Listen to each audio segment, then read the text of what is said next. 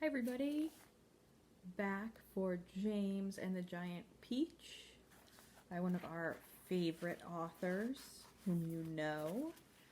We are on chapter 17 and James and all of his insect friends are inside the peach that went rolling down the hill and through a town and off a cliff and into the ocean. Let's see how everybody did.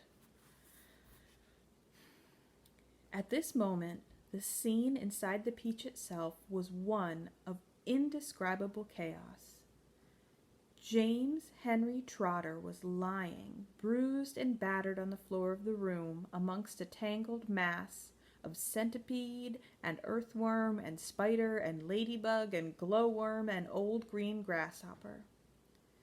In the whole history of the world, no travelers had ever had a more terrible journey than these unfortunate creatures.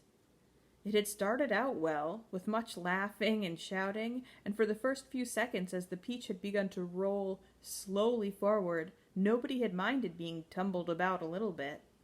And when it went bump, and the centipede had shouted, "That was Aunt Sponge!"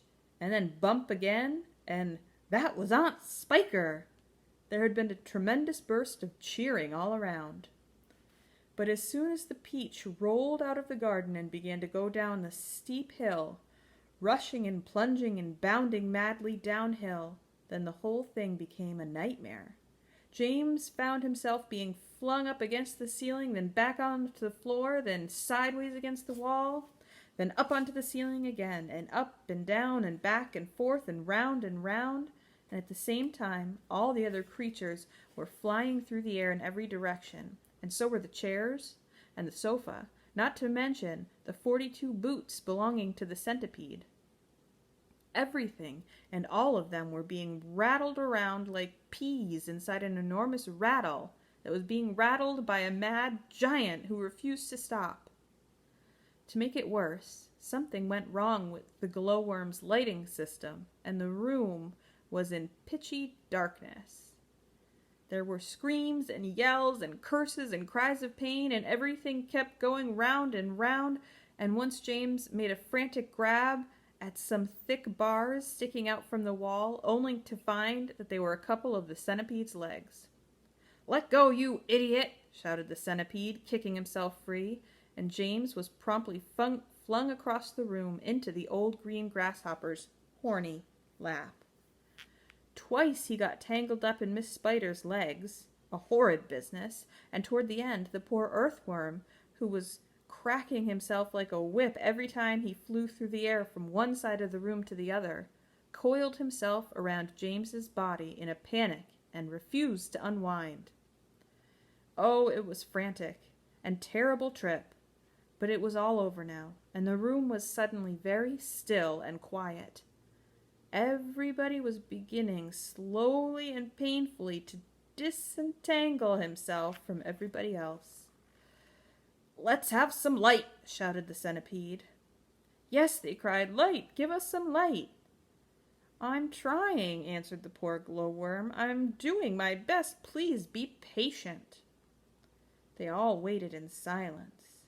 Then a faint greenish light began to glimmer out of the glowworm's tail, and this gradually became stronger and stronger until it was, anyway, enough to see by.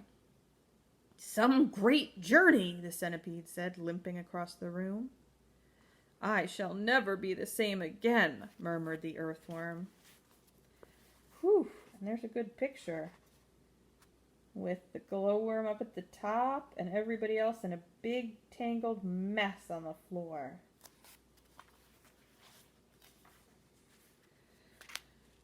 "Nor I," the ladybug said. "It's taken years off my life." "But, my dear friends," cried the old grasshopper, trying to be cheerful, "we are there."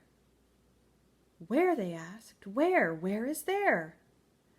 "I don't know," the old green grasshopper said, "but I'll bet it's somewhere good." We're probably at the bottom of a coal mine, the earthworm said gloomily. We certainly went down and down and down very suddenly at the last moment. I felt it in my stomach. I still feel it.